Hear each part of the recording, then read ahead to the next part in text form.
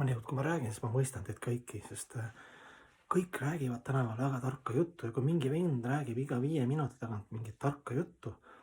noh, siis ma ütlen ise, ma vaatan ka, et see moll tegelikult no juba väsitab ära, et noh, kuule vend, et kas sul oma elu ei olegi, et kogu aeg räägid netis siin tarkusi, aga noh, andke mulle andeks, sest need, no ma ise vaatan ka pärast üle, et jõle huvitav, mul tuleb nii kiiresti läbi kuidagi, mitte et minul, aga kuidagi neid mõtted ja need tulevad ja see nagu kinnitab mulle endale siis palju asju.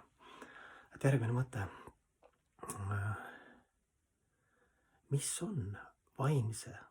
maailma, vaimse atmosfääri, tingimusteta armastuse sellise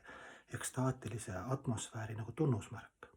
ja mis on materiaalse atmosfääri tunnusmärk. Ütleme, et seltskond on ruumis, tüübid on ruumis, mehed, naised ja kui seal seltskonnas kõik mõtlevad, et seal väike kadedusenergiagi vaadata, et temal on parem kleit, eks ju, siis seal noh, keegi tahab seal nagu noh, ma tahan näidata, et noh, eriti kui naps on sees, et sa hakkad nagu kritiseerima või noh, tahad nagu muljet avaldada, kõik mõtlevad, kuidas teisi ekspluateerida ja endast jätta selline mulje, et nüüd sina oled selles seltskonnas jumal. Kui see peenel levelil on, võib-olla otse ei ole, aga niimoodi mingil levelil, siis jälle häirib, vaatad, see mingi tüüp on selline, see rikub üldse seltskonda ära, eks ju. See on nagu materiaalne atmosfäär, eks ju, seltskond ja materiaalne maailm, kõik on nagu teisi ekspluateerivad, ise ennast tõstvad, see energia on, eks ju, igal pool. Kadedus ka veel, eks selle otsa, kõik nii edasi. Aga vaimne atmosfäär on nii, et kõik seesama seltskond, kõik mõtlevad, et kuidas, kõik nagu ainult, et kuidas nagu seda kõiki õnnelikuks teha. Noh, isegi ennast unustavalt. Noh, ennast ikka hoolitsed, et sul keha toimiks ja kõik, eks ju, oleks puhtalt riides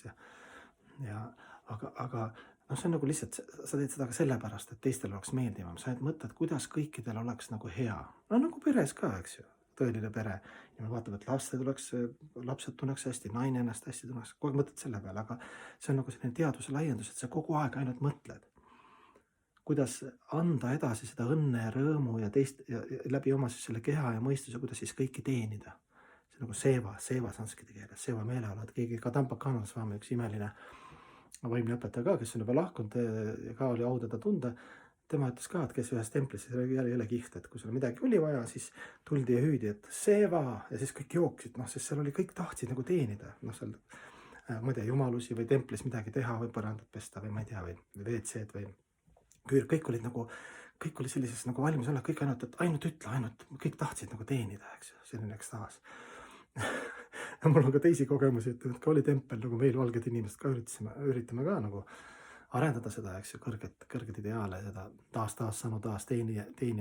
siis nagu templis on nagu söögiaeg oli, siis oli saal täis alati, kuna tasuta toit oli pühitsetud, noh, mis ka puhastab, mis on täitsa okei. Aga siis, kui ütlesid, et nagu põrandada vaja pesta või mingid nagu raskemad tööd templis, siis oli nagu nagu kuidagi need read olid nii hõredad, no hea, kui ühe leiab, või 2. Et sellised mõtted.